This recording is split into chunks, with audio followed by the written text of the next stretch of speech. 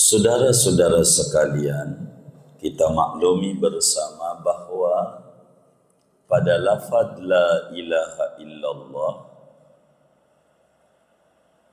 terdapat 12 daripada huruf yang terkandung 12 akhlak mulia, 6 aspek lahir, 6 aspek batin.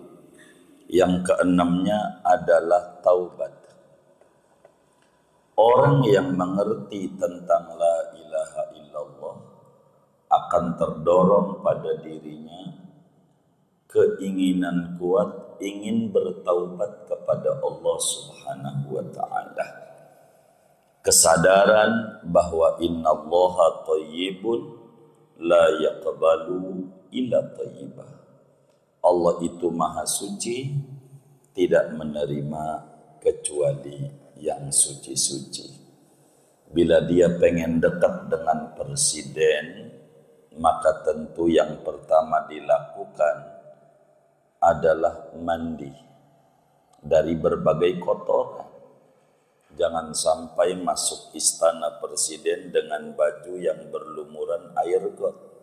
Nggak bisa masuk, apatah lagi ketemu presiden. Udah diusir oleh pas pampres. Itu baru presiden manusia. Kalaulah kita pengen dekat dengan Allah, tidak akan bisa kita dekat kecuali kita harus bebersih. Cara bebersihnya adalah bertaubat. Bertaubat. Nah, kata Syekh Nawawi, kalau ngomongin taubat, rukunnya ada berapa? Maka jawabannya tergantung dosanya. Karena dosa itu terbagi dua. Ada namanya haqqullah, ada namanya haqqul adami. Ada namanya dosa urusannya sama Allah doangan. Ada dosa yang urusannya sama manusia. Maka beda-beda untuk kita ngomongin taubat, rukunnya. Bila dosa itu kepada Allah,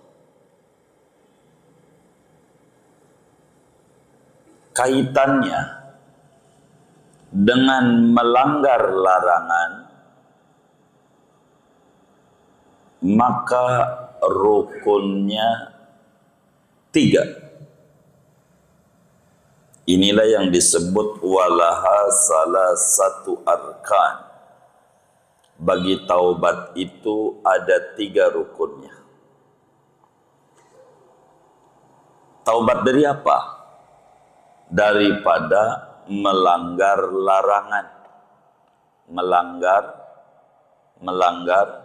larangan. Contoh, mabuk-mabukan, judi itu namanya melanggar larangan. 3. Kalaulah dosa sama Allah kaitannya pada tidak mengerjakan perintah, maka rukun taubatnya 4. Bila tidak mengerjakan perintah, tidak puasa Ramadan, tidak sholat, tidak zakat. 4. Dan bila dosa itu kaitannya dengan manusia,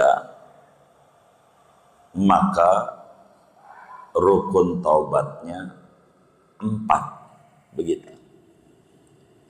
Jadi malam hari ini saudara, kita akan mengurai mahia alamatu qabuli taubatil abdi. Apa indikator indikator diterimanya taubatnya seorang hamba. Maka dilihat pelanggarannya. Kayak tadi, ada 3, ada 4, ada 4. Kita bedah dulu satu-satu. Berbicara mengerjakan larangan. Kalau mengerjakan larangan, kaitannya sama Allah saja, maka taubatnya agar benar-benar diterima oleh Allah 3. Mabok, judi, ini dosa sama Allah namanya. Tapi kaitannya sama melanggar larangan. Begitu, melanggar larangan. 1. Agar taubat itu diterima oleh Allah, syarat pertama adalah iqla'. Kudu berhenti dari dosa. Tinggalin dosa itu. Sehingga bila orang itu mengadakan pungli, malakin, berhenti udah. Cari pekerjaan yang lain. Kalaulah dia judi, udah berhenti dari judi, pulang dengan duitnya kasih bini. Udah banyak ngasih bini, kotak amal masjid taqwa aja isi. Begitu. Berhenti. Kalaulah dia dosanya dari mabuk-mabukan, udah berhenti. Botolnya dibuang. Namanya iqla'. Berhenti. Itu 1. Yang kedua adalah an-nadam. Nyesel. Ngerjain dosa. Nyeselnya murni karena Allah.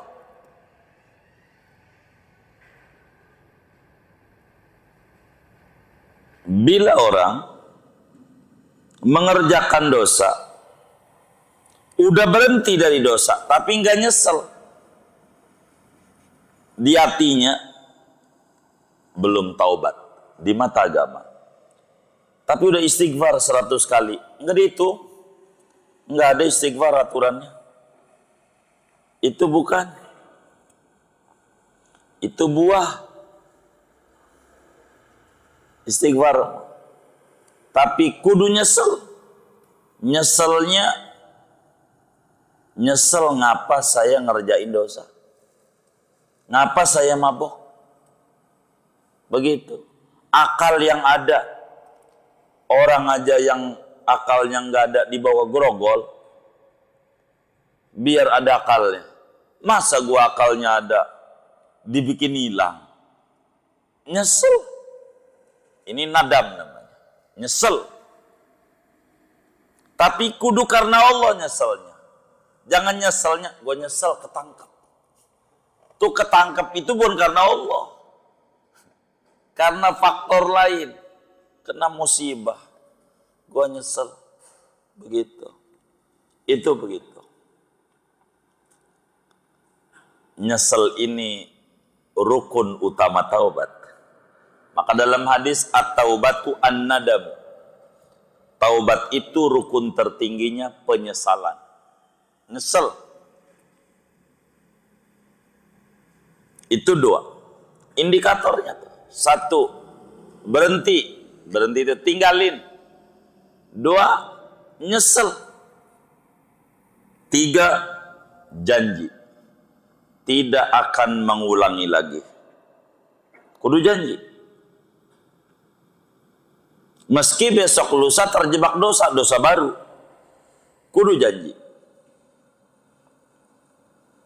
Tidak mengulangi lagi.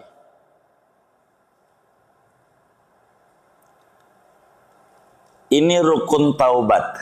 3 ini. Bila mana dosa kita itu melanggar larangan. Bila Dosa itu adalah meninggalkan perintah, tidak puasa Ramadan. Dulu sih, waktu SMA, sama SMP kelas 3, kata dia begitu. Ya, mau dulu mau sekarang. Kalaulah dia dosanya itu meninggalkan perintah, enggak sholat, dulu-dulu, enggak puasa, dia dagang enggak zakat, apa aja, maka taubatnya 4. Kalau pengen diterima sama Allah taubatnya, 1, berhenti, ikhlas. 2, an-nadam, menyesali atas meninggalkan perintah itu, nyesal. 3, janji tidak akan mengulangi lagi. 4, qodoin, kerjain, bayar. Kalaulah dia nggak puasa Ramadan, zaman SMA begitu, dulu saya sahur di rumah sama emak, tapi di luar sahur juga, begitu, sahur juga. Ini bagaimana? Ya, berhenti, menyesal, janji tidak mengulangi lagi, dan bayar. Kodoin tuh puasa, mau Senin Kamis ke kodoinnya, kodok, bayar tuh. Berapa hari? Ya waktu itu sih saya kayaknya seminggu, ya seminggu, begitu. Seingat gue sih kayaknya saban hari, ya 30 hari. Kalau saban hari ya kan, begitu. Kodoin. Kodoin itu taubat bagi orang yang meninggalkan perintah.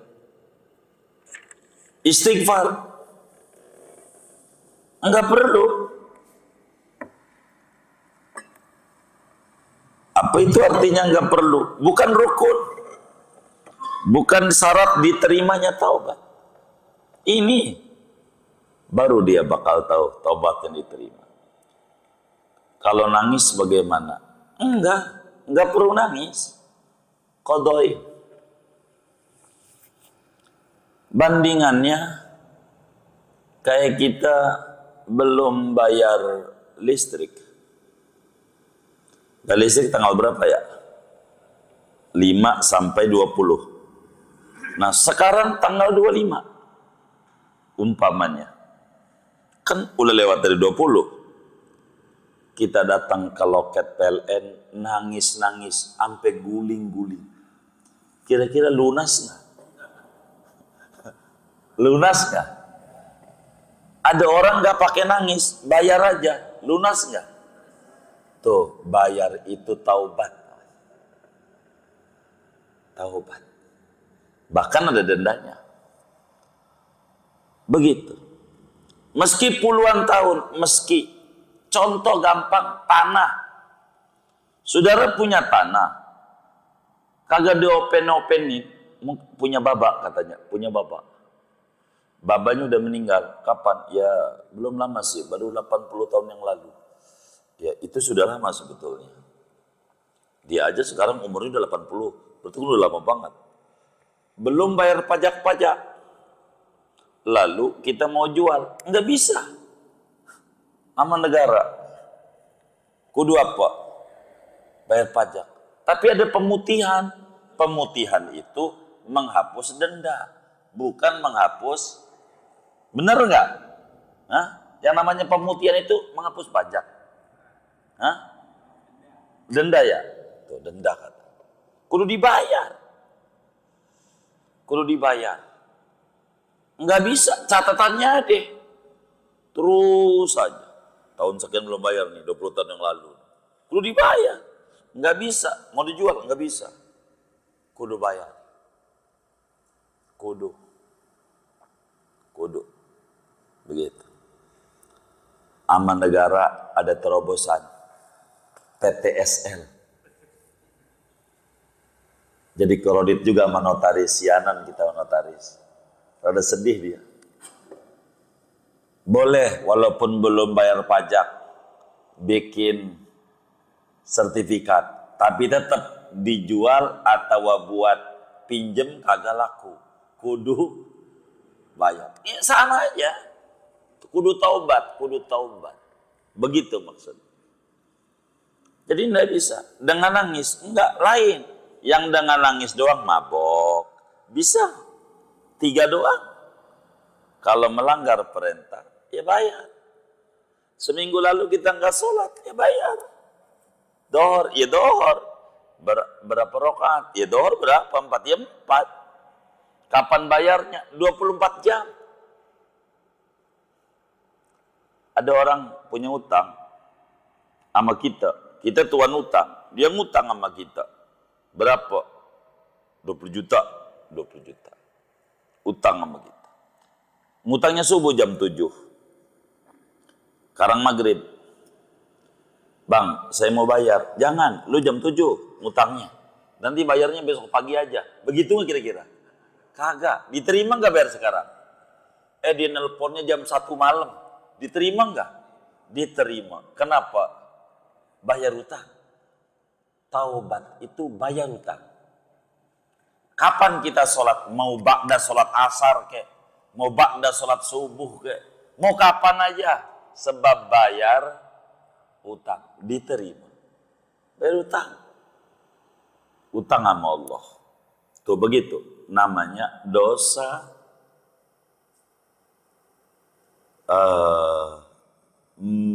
meninggalkan perintah. Perintahnya kudu dikerjain. Kudu dikerjain. Kudu. Begitu.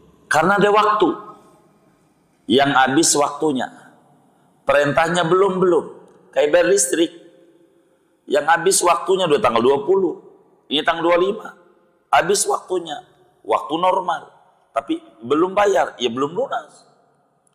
Pas kita di depan kantor di loket PLN nangis, ya udah lunas dah. Begitu. Ada nggak yang kayak begitu tuh ya? Kagak ada. Jadi ini namanya kita indikator taubat. Begitu. Jadi ada tata aturan taubat. Ada aturannya. Taubat itu. Begitu.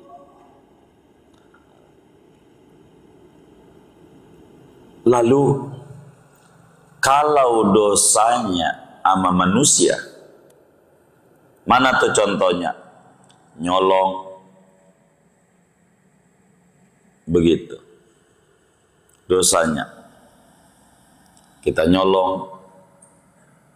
Nyolong apa ya? Ya, bakwan, nyolong jambu, nyolong apa aja? Sendal. Dia ikut organisasi Darmaji. Dahar bakwan 5, ngaku hiji. Di kantin. Begitu.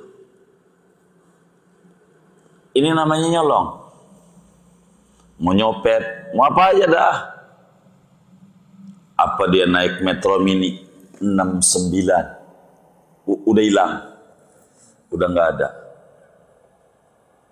Duduk pura-pura merem, ditagih kondektur, dia lewat turun, ngutang dia, ngutang.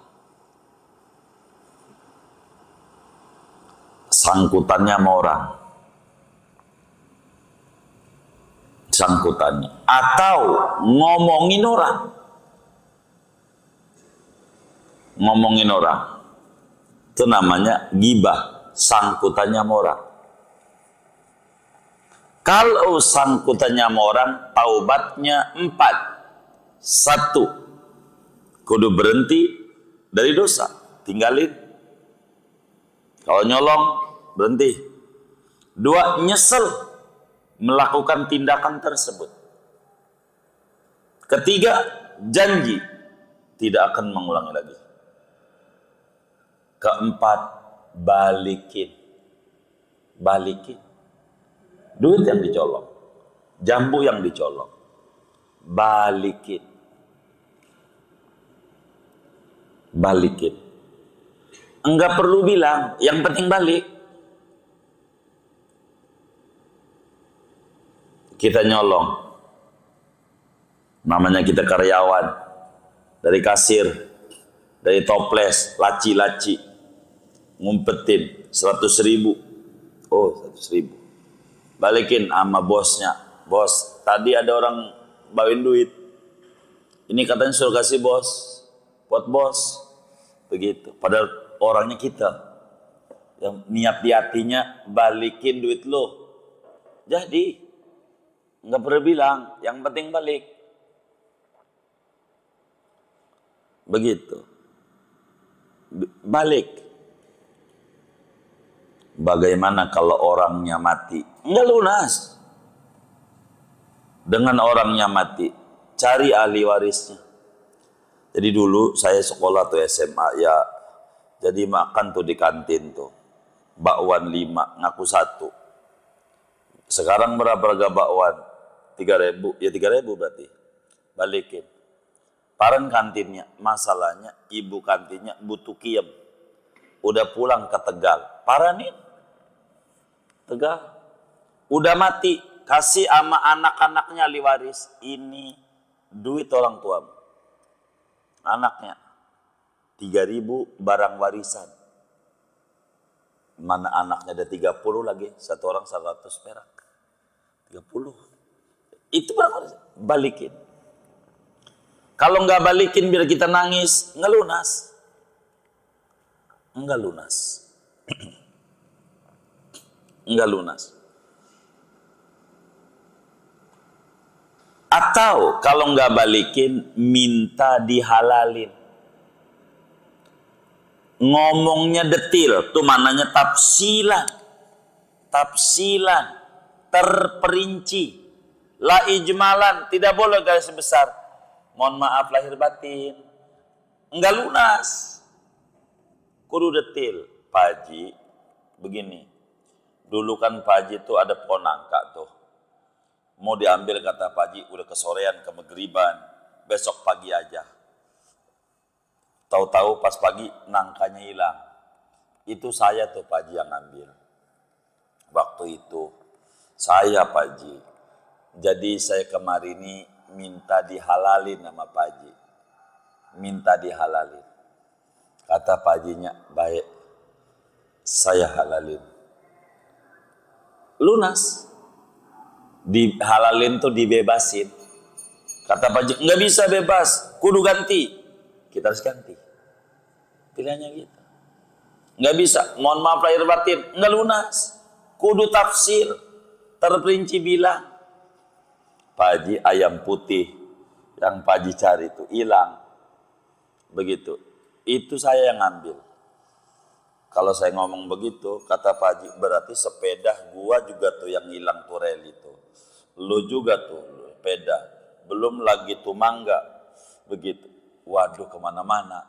Gua kagak itu, mah. Enggak. Ini tandanya udah ngaku nih. Begitu. Ya kita kudu sabar. Begitu. Yang penting dihalalin enggak ini? Enggak, ganti. Kalau itu enggak Pak Haji. Karena bukan kita. Walaupun Pak Haji nuduh, itu urusan Pak Haji. Tapi saya cuma nangka doang. Ente tanya aja pasar Lembang, kalau nangka segede gitu berapa? Balikin. Balik. Baru kita bersih dari dosa. Kalau enggak begitu, dosa kita enggak bersih. Makanya beruntung orang yang punya duit, duitnya di tangan orang. Udah jangan ingat-ingat bonnya, buang. Di akhirat ketemu sama kita. Di akhirat. Tinggal dihitung, kalau enggak dibalikin di dunia, di akhirat 1.000 perak, 1.000 rakaat. Sholat dia buat kita. Ganjaran dia buat kita, semuanya. Jadi lumayan. Lumayan. Jadi jangan dipuyangin. Anggap aja jenggot dicukur. Biar tambah banyak. Biar. Begitu. Nggak bisa. Nggak bisa. Harus balik. Balik. Maka rumus muslim itu, Mendingan duit kita di tangan orang dibanding duit orang di tangan kita. Ribet. Kedua, cara orang daerah. Ini mau cara. Kalau udah ngomong teknis, bukan prinsip. Boleh saja saudara nggak pakai. Tapi dipakai bagus. Ini teknis. Adat di beberapa perkampungan di Banten, ini cerita. Di Tanara tuh adatnya. Kan orang kampung itu suka ada kredit, orang Tasik. Piring gitu. Gelas, sendok, panci. Sabanari harganya sekian, tapi bayarnya per hari, sehari Rp1.000. Begitu. Bayarnya tuh Rp1.000, Rp1.000, Rp1.000 gitu. Sabanari. Ada yang mingguan 5.000 umpamanya. Begitu tuh. Ini kesepakatan antara yang dagang sama yang ngambil barang kredit. Nah, ketika ngambil itu, dia ngomong sama si tuan rumah nih, orang nih, sama orang Tasik nih. Pak, saya kan kagak tahu rumahnya bapak nih. Kagak tahu. Di mana rumahnya bapak nih? Di Tasiknya kagak tahu. Di mana? Jadi maksud saya begini. Andai saya nggak ada umur, Pak. Saya nggak ada umur. Bisa nggak bapak janji dihalalin? Biar saya di akhirat nggak dituntut utang saya itu. Bingung balikinnya kemana? Rumah bapak. Jadi kalau saya andai nggak ada umur, lalu dibebasin sayanya. Begitu. Takut nanti jadi masalah di akhirat sayanya dengan belum lunas. Begitu. Iya baik. Jadi bila meninggal. Begitu. Begitu. Tapi kalau bapak meninggal, bapak tinggal bilang sama keluarganya, ada utang di saya. Kalau saya masih hidup. Enggak apa-apa itu. Bapak enggak perlu halalin. Yang penting saya ini, saya bingung ngebalik ke rumah bapak. Dulu kan nggak ada handphone, nggak ada telepon, udah akad kepercayaan sesama muslim. Itu ada tuh. Saya temukan dalam berbagai daerah. Kayak begitu. Saking ngerinya duit orang jangan sampai ada di kita. Ribet. Di akhiratnya puyeng. Enggak enak. Balikin. Begitu. Dulu saya nyolong ayam, udah balikin.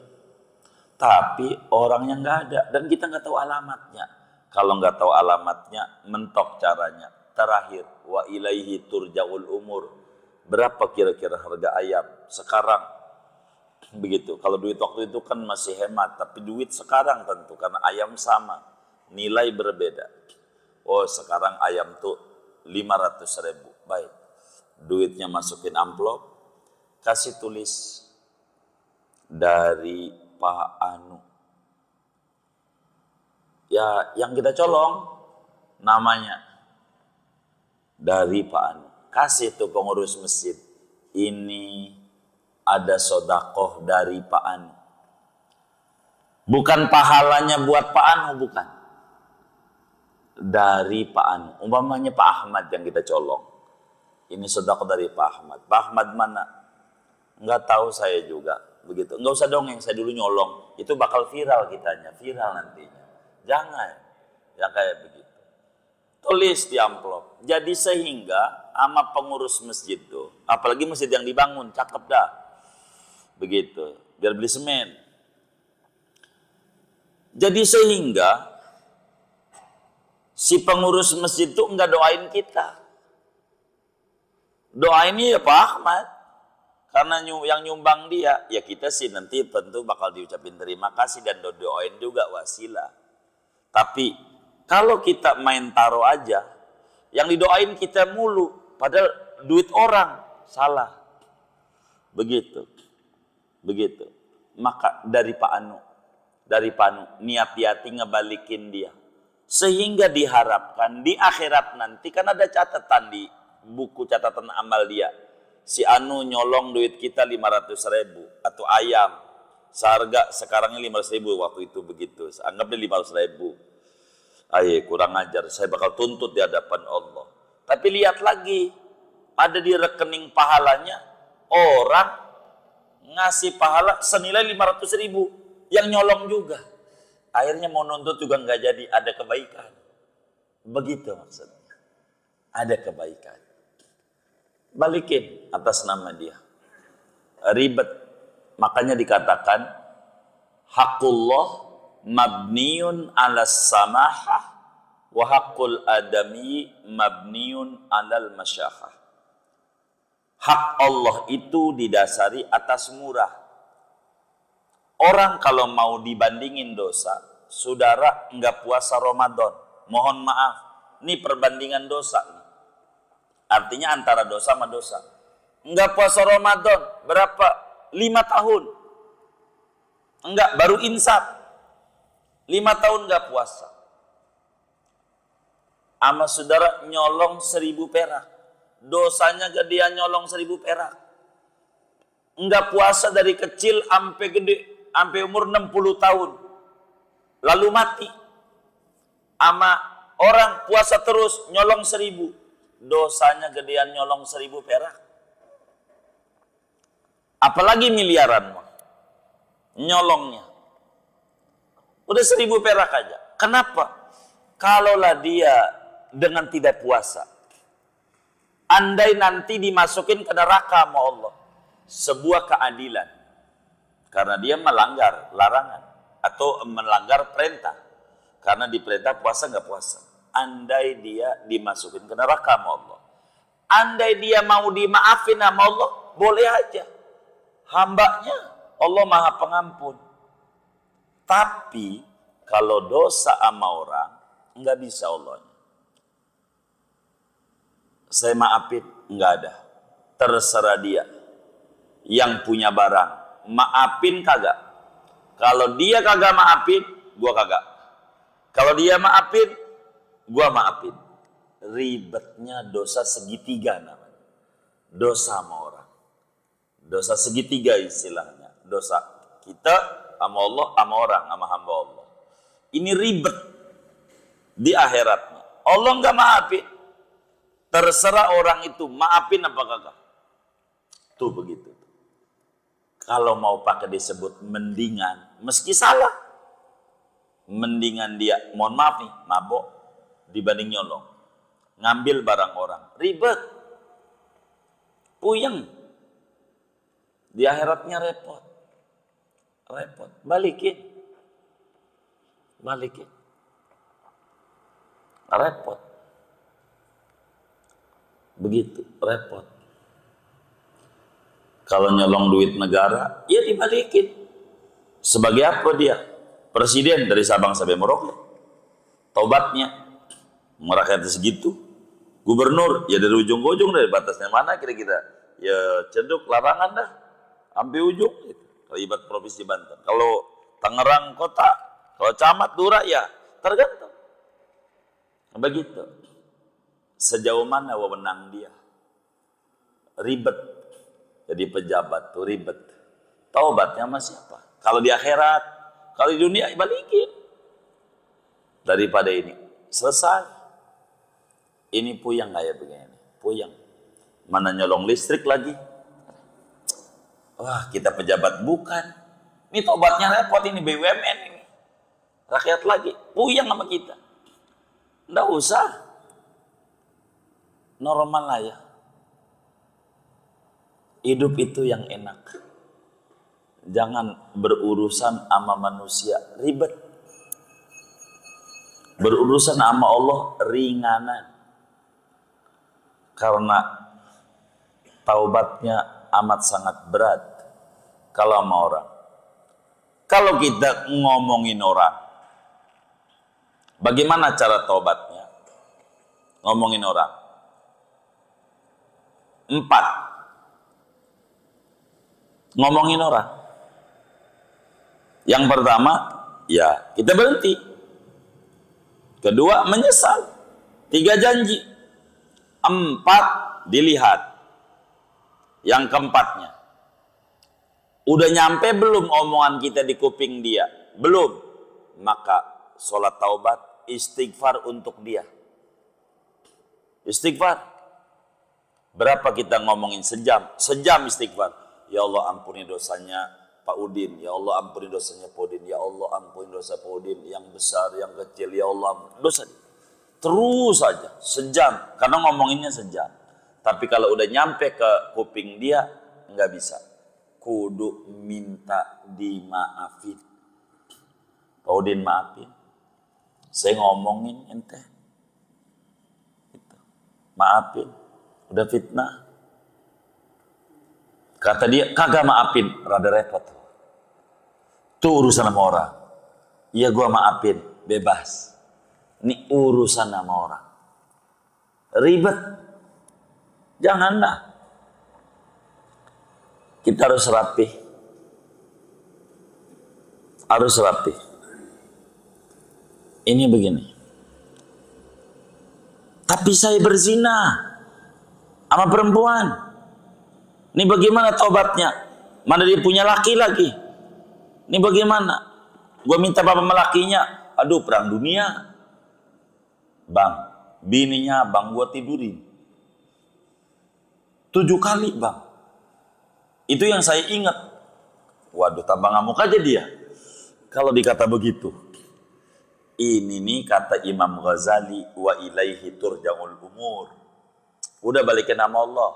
Enggak perlu minta maaf melakinya, udah serahin nama Allah. Sama perempuannya, ya enggak usah lah sama perempuan. Enggak ada. Ini dosa sama Allah namanya. Melanggar larangan. Udah. Kayak begitu. Ini namanya cara-cara taubat agar diterima. Kudu mengerti rukun-rukun taubat. Gua mau sholat sunnah taubat. Itu bukan taubat. Judulnya aja sholat sunnah. Sunnah tuh dikerjakan, dapat pahala. Ditinggalkan, enggak apa-apa. Sholat sunnah taubat enggak ngaruh. Itu nanti di depan nih. Sempurna. Penyempurna. Apa tuh penyempurna? Bawang. Tahu bawang enggak? Nasi ketan. Udah kasih kelapa aja udah cukup. Cuma kalau ditambahin bawang di atasnya, sedepan. Bener nggak? Nah, kayak gitu. Itu bawang aja. Bukan pokok, bukan garam. Beda sama garam. Ini sop, kagak ada garamnya. Enak nggak? Kagak. Ini garam yang aturan ini. Sholat sunat taubat, bukan taubat. Sesudah kita taubat, baru disempurnakan dengan sholat. Nanti diajarin cara sholatnya, tidak bisa malam hari ini, pertemuan mendatang. Dengan doa-doa yang luar biasa oleh Syekh Nawawi Al-Bantani. Itu begitu. Ini namanya aturan kita taubat.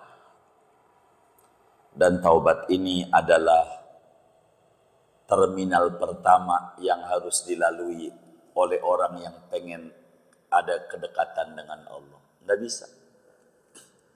Kalau orang pengen dekat dengan Allah, kudu taubat. Nggak bisa. Kalau nggak taubat. Dan betapa ribetnya dosa sama manusia. Betapa murahnya Allah sama hambanya.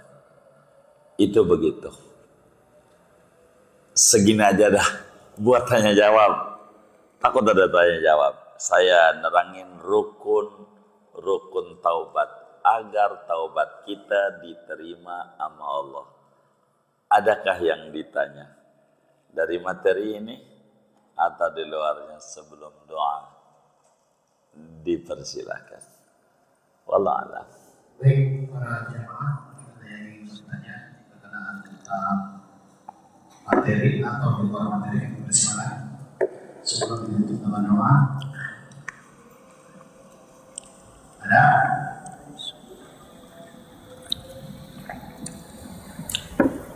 Jelas. Alhamdulillah. Oh ya, baik. Ya, silakan.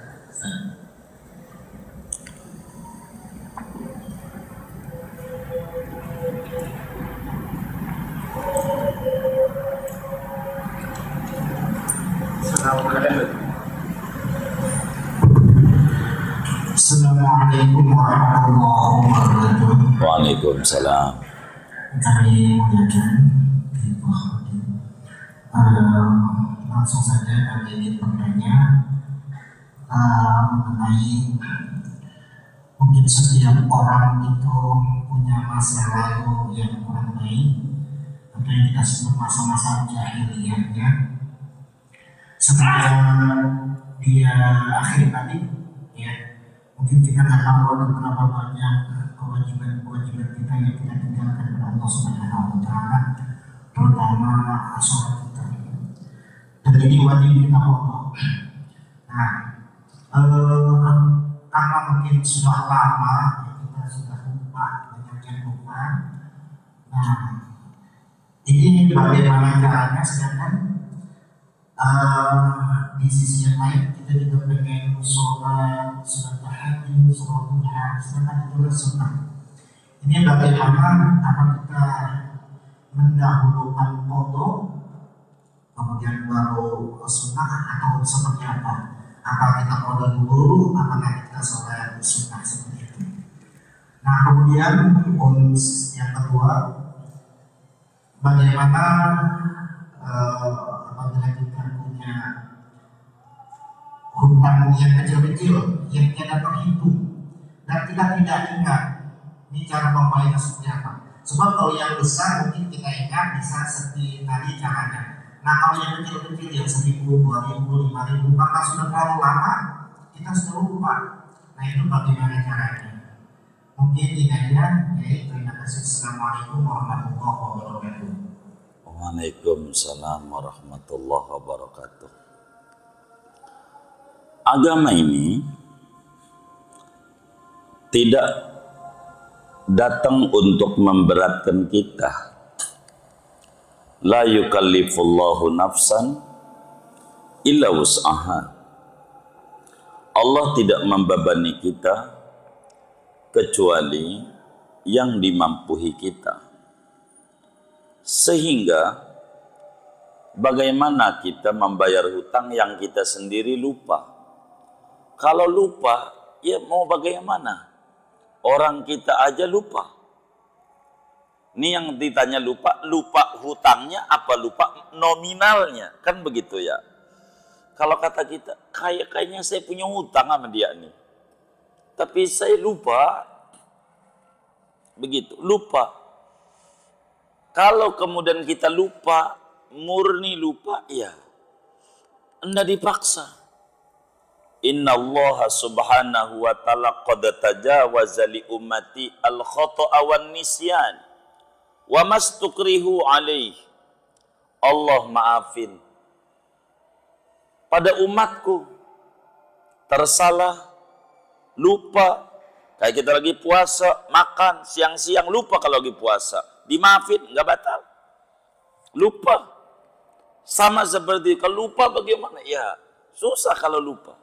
Tapi kalau lupa nominalnya, apa 5.000, apa 10.000, apa 5.000, apa 10.000. Saya minjem sama Bang Udin. 5.000, apa 10.000. Bila kayak begini, cara bayarnya 10.000. Andai ternyata 5.000, maka yang 5.000 sedekah, ganjarannya buat kita. Andai ternyata 10.000, bebaslah kita tuntutan dari si Udin di akhirat nanti kepada kita. Itu begitu nominalnya. Begitu. Ini masalahnya orangnya juga lupa, nominalnya juga lupa. Ini namanya lupa. Jangan dipaksa, stres. Mikirin yang kita sendiri kagak ingat. Yang kayak begitu. Masih banyak yang kita ingat, yang ingat-ingat dulu. Jangan yang kita kagak ingat. Moga nanti Allah kasih ingat. Begitu. Itu begitu kalau hutang. Pokoknya kalau hutang ragu. 5.000 apa 10.000. Ambil yang gede. Kalau sholat enggak. 3 apa 4 nih. 3 apa 4 nih dohornya. 3. Ambil yang kecil. Begitu kalau sholat. Kalau utang. Ambil yang gede. Kalau kelebihan. Begitu. Itu caranya begitu. Ketika kita lupa nominalnya. Lebihnya ganjaran buat kita. Begitu. Sebab dibanding kita haji masih gedean balikin duit orang. Kata Imam Ja'far Shadiq radhiyallahu taala an, raddu danikin min haramin afdalu indallah min samanina hijjatan fil Islam. Ngebalikin duit 1000 yang kita nyolong lebih gede ganjarannya dibanding 80 kali haji ke Mekah. 80 kali hajian. Lagi sehari aja 60 juta kali 80. Wah, udah bingung hitungnya itu. Begitu, udah bingung. Dibanding kayak begitu, balikin lebih gede. Dan ini salah satu tanda haji mabrur. Apa tandanya orang itu haji mabrur? Sebelum haji balikin yang kayak begitu. Begitu. Sebab ketika ngomong labbaik, kata Allah ngutus malaikat, kamu tidak labbaik. Kamu berangkat ke Mekah mengikuti hawa nafsu, bukan mengikuti tuntunan Rasulullah. Balikin dulu yang pokok-pokok. Mau ngapain? Gitu. Ada aturan. Kalau seperti itu. Lalu bagaimana dengan puasa Ramadan? Kita lupa. Masalahnya kita ingat dulu. Kapan mulai kita insaf? Yang tadi disebut jahiliyah. Dulu kita jahiliyah. Umur berapa kita jahiliyah? Dan kapan kita insaf? Kita insaf umur 30 saat nikah. Baligh 15. Baik, dari 30 menuju 15 ada 15 tahun. Ini kita ingat-ingat. Kira-kira kita nggak puasa berapa hari? Saya kagak ingat. Pokoknya saya nggak puasa. Ini enggak ingatnya ini saban hari kan nggak puasa? Enggak. Ada yang nggak puasa. Saya antara 3 apa seminggu. Kalau kayak begitu seminggu. Berarti yang dia ingat seminggu. Seminggu yang dia bayar. Puasa Ramadan. Kata dia, kayaknya sih saya waktu itu ya hampir sebenarnya dia kagak puasa. Iya, sebulan. Caranya Senin Kamis, Senin Kamis, Senin Kamis, Senin Kamis. Ingat saya puasa esok hari, hari Senin mengkodok bulan Ramadan dan puasa Senin fardu karena Allah Ta'ala. Begitu juga Kamis. Ada orang ngajak makan, jangan buka karena puasa wajib, haram. Niatnya kudu malam, sesuai aturan puasa wajib. Artinya orang dirayu juga jangan. Lah puasa sunat, enggak, saya lain ini. Saya minta izin gak makan, kalau boleh mentahnya aja.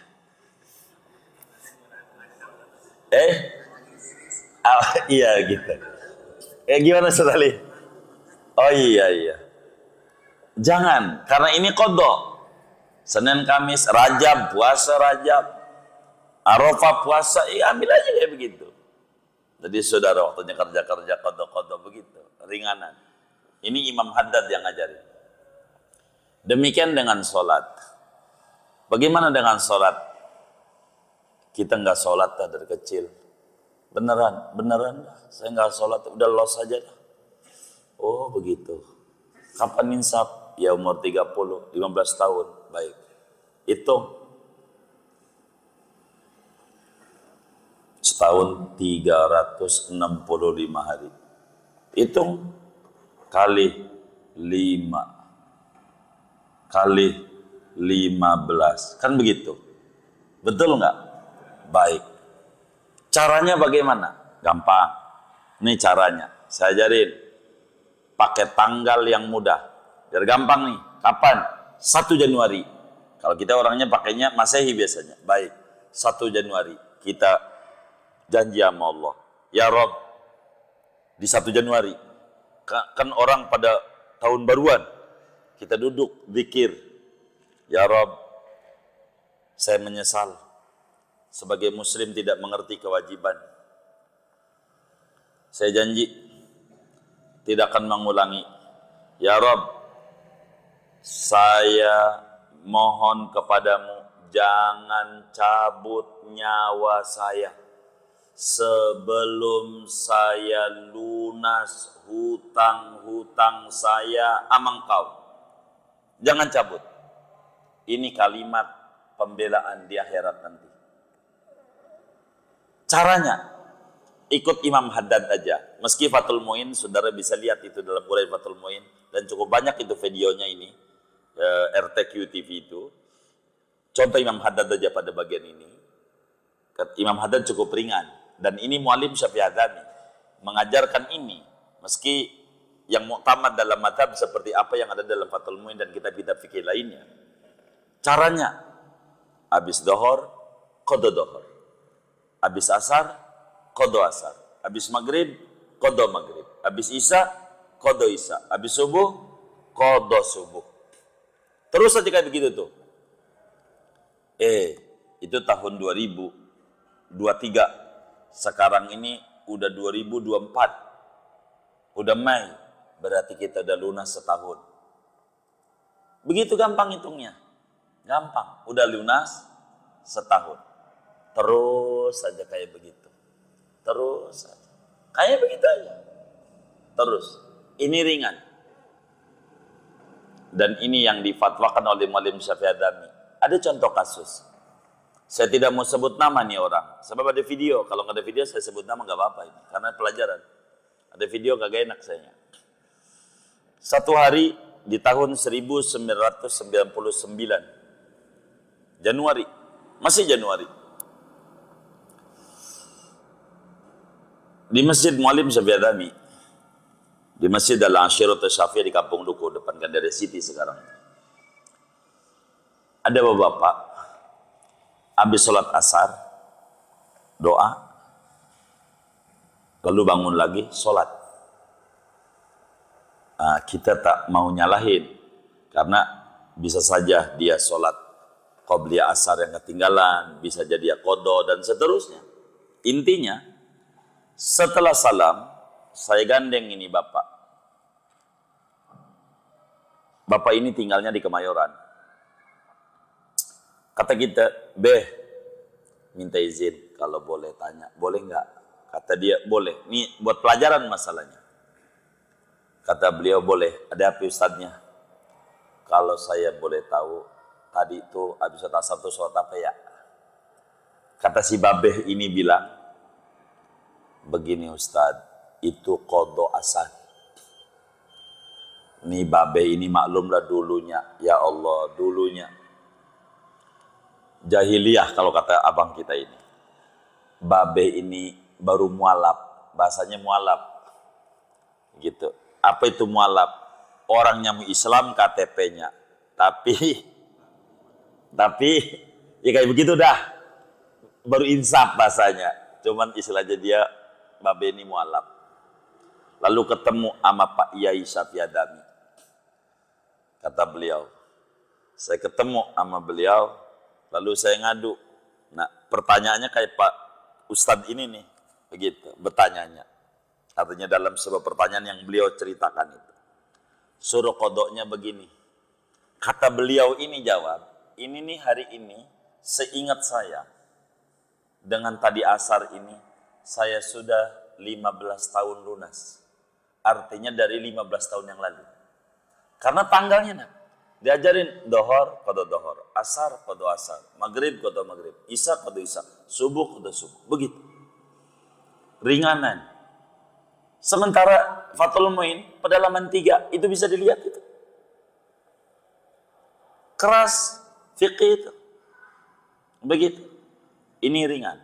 Dan ini Imam Haddad. Jadi ketika ditanya, sholat sunat ya mau sholat sunat dah. Meski yang sesungguhnya, kalau dia paham, kita sholat tahajud 70 kali salam, berarti 140 rakaat. Benar nggak? 70 kali 2, 140 rakaat. Tuh 140 rakaat tuh tahajud. Ama kita qadha subuh. Itu masih gedean qadha subuh.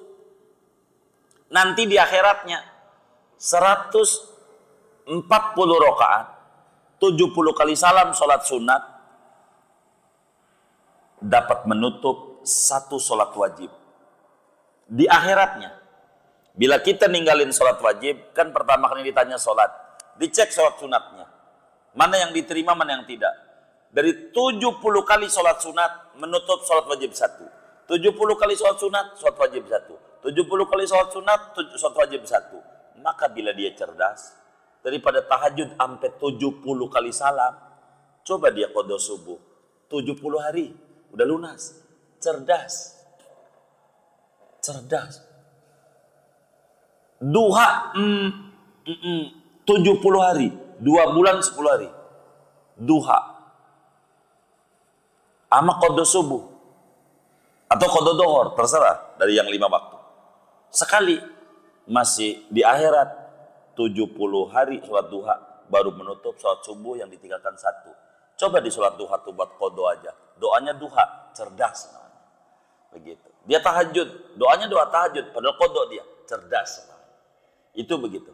Tapi kata Imam Haddad, udah habis dohor qada dohor, habis asar qada asar, habis maghrib, habis subuh, begitulah. Andai belum lunas wafat, ini bahasa uraiannya. Di akhirat nanti Allah bakal periksa. Yang pertama kali periksa sholat.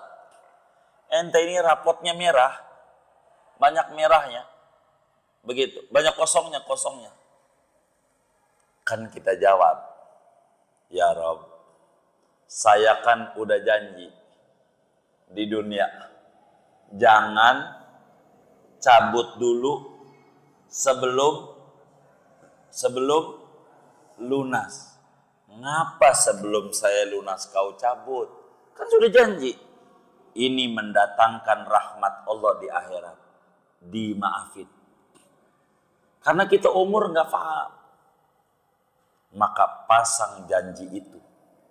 Janji kita bayar. Jangan cabut dulu. Jangan cabut dulu. Begitu. Utang nih, ya Allah. Jangan nunggu ahli waris. Kita tulis di kertas, duit si Anu yang saya pakai sekian, duit si Anu yang saya pakai sekian, duit si Anu, duit si Anu, duit si Anu, duit si Anu. Tulis sekarang. Jangan nunggu ahli waris. Bayar, angsur. Kenapa? Nanti diumumin di masjid. Saudara, bila almarhum, kan suka begitu ya, ada urusan sangkutan utang piutang, maka utang almarhum ini, kata pengurus masjid, Ustaz Habib yang ngumumin, ini diambil alih oleh kami, keluarga daripada almarhum. Akhirnya, ini ada kasus, ini kisah nyata yang saya sampaikan. Adalah si almarhum ini punya utang, ditagih sama bininya. Kebetulan dia punya bini 2, yang almarhum. Ditagih sama bininya, bini tuanya. Sama orang nih, karena ada bahasa begitu dari pengurus tuh, perwakilan dari keluarga. Kata keluarga nggak bisa ngomong, jadi pengurus. Suami ibu punya utang sama saya 5 juta. Kata orang. Au kagak gua duitnya, kata bininya. Begitu. Tapi disuruh begitu. Siapa yang ngomong? Itu pengurus masjid. Nagih aja sama dia ngomong tanggung jawab. Begitu. Itu pengurus masjidnya, dia bingung dia. Ngadu sama saya, ini kisah nyata Mas. Ini gimana ini? Ya kagak, ente kagak salah. Ente kan ngomongnya begitu. Kami sebagai keluarga almarhum. Bukan, ente kan wakil. Ya nggak apa-apa. Ujungnya yang saya mau maksud, kagak dibayar juga. Jadi enak, dia mali wari bisa jalan-jalan, jual tanah kita disiksa di kubur. Mau ngapain hidup? Capek. Udah di dunia aja udah sengsara, jangan sampai di kubur sengsara. Bayar. Begitu, bayar. Janji. Allah bakal ganti kalau ada niat. Yang menyebabkan kita susah begini. Saya ngutang sama Ustaz Habib. Berapa? 5 juta. Kata Ustaz Habib, kapan bayarnya? Pagi. Kata kita, seminggu lagi. Begitu. Seminggu, kemudian kita nggak bayar. Atau 3 hari, kita udah ada duit. Mestinya kita bayar. Belum seminggu. Padahal sekarang bayar, nanti juga bayar. Kan janjinya seminggu. Allah kan baik. Bisa aja kita ditolongin sebelum jatuh tempo. Cuman kata kita entar aja. Udah seminggu. Ayo Ustaz Habib mau duitnya banyak. Begitu. Orangnya, dah nggak nagih. Ini yang bikin jadi susah. Mengulur-ulur taubat. Jadi sengsara. Makin acak-acakan finansialnya. Yang kayak begini. Itu yang terjadi. Oleh karena itu, bila kita ada ninggalin sholat, ya kita cicil kayak begini. Ini yang paling nikmat. Dulu, Ustaz, saya pikir ini fatwa, ijtihad Muallim Syafi'i Adami. Setelah Bapak ini bercerita, ada yang nanya juga di majelis, beliau jawab begitu, saya pikir fatwa beliau begitu. Artinya karena di Fathul Muin keras begitu bunyinya. Enggak boleh sholat sunat masalahnya. Dan kudu waktunya habis, nonton TV aja nggak boleh. Itu bunyi Fathul Muin itu. Begitu. Gitu. Apalagi nongkrong-nongkrong di warung kopi. Udah kagak boleh aja. Itu real. Tapi kok ini ringan? Ternyata ke atasnya itu adalah Sadah Ba'alawi. Imam Haddad yang ratib yang kita baca, tuliskan itu. Yasiru wala tu'asiru. Kasih mudah. Yang penting janji.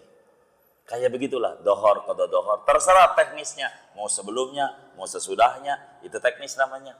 Terserah saudara. Itu semuanya begitu. Dan ini cara yang paling hemat. Berapa? Ya seingat kita aja. Yang kita ingat. Jangan kita stresin yang kita kagak ingat. Puyeng. Kita puyeng. Kita disuruh ngejumlah dosa-dosa kita. Sampai modar kita kagak ketemu ini.